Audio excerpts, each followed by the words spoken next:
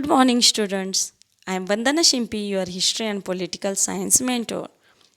I hope we will enjoy our subjects. This year, we are going to learn about India after independence from 1961 CE to 2000 CE. So, without any further delay, let's start our first chapter. Our first chapter is Sources of History. Let's see the introduction.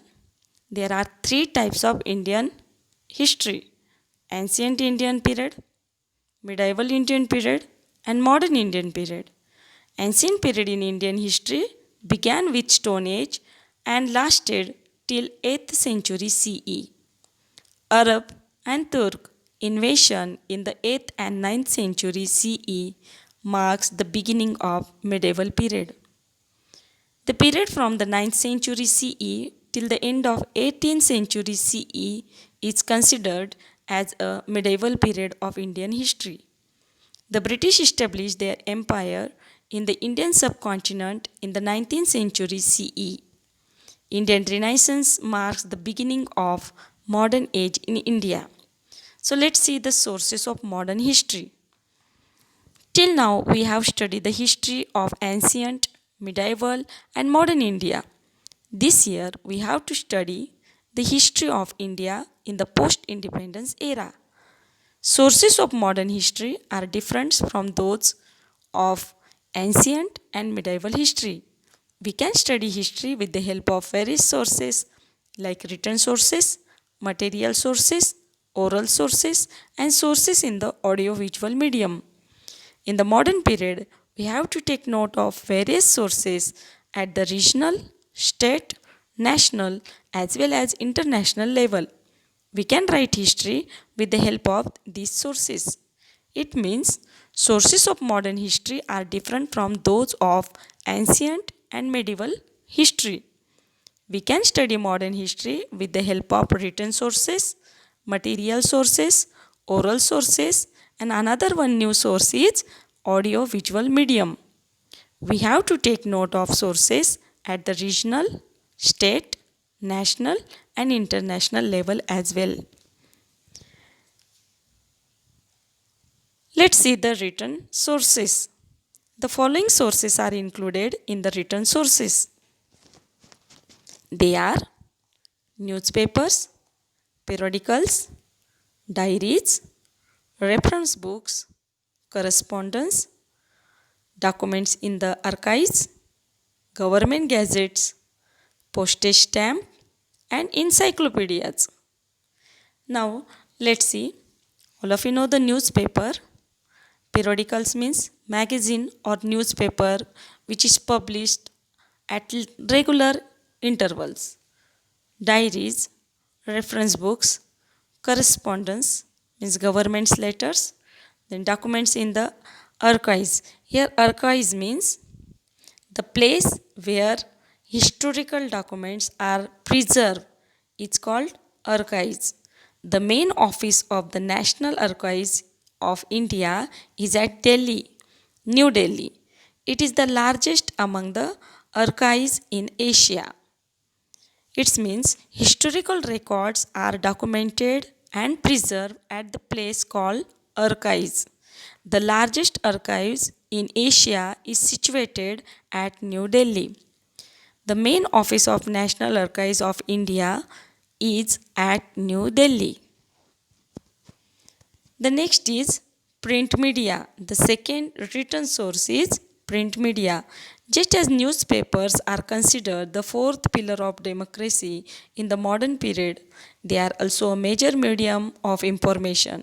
If we consider the period from 1961 to 2000, we see that in the beginning there was no alternative to the print media, especially newspapers.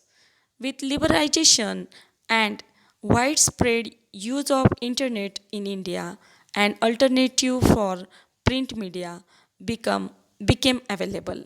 Yet the print media still continue to be powerful.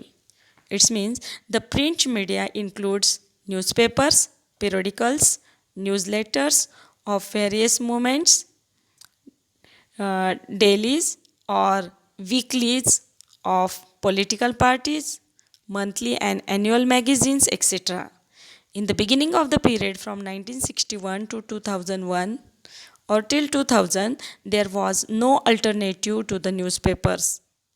However, due to liberalizations and use of internet, alternate to print media has become available in India.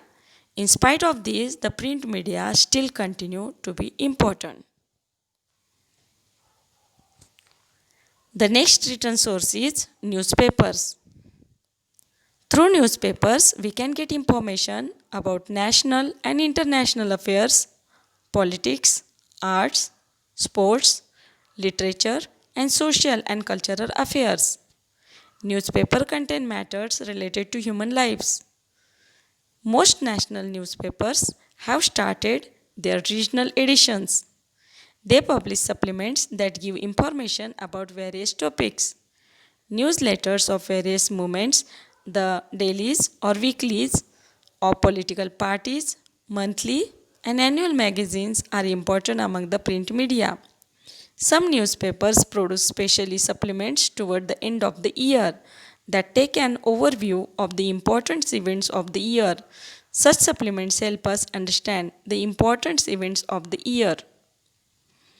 We get information about national, international affairs related to politics, arts, sports, literature, and social and cultural affairs through the newspapers.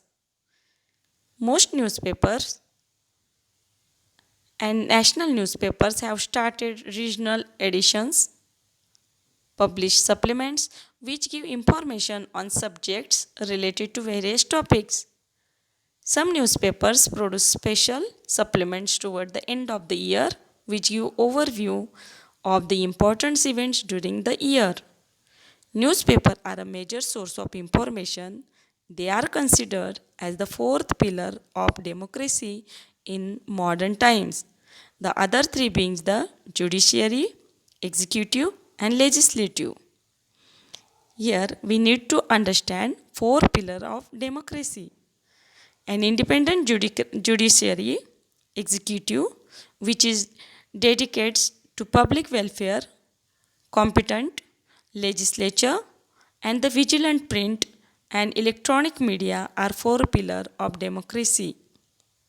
Again see, judiciary, executive, legislature, and print and electronics media are four pillars of democracy.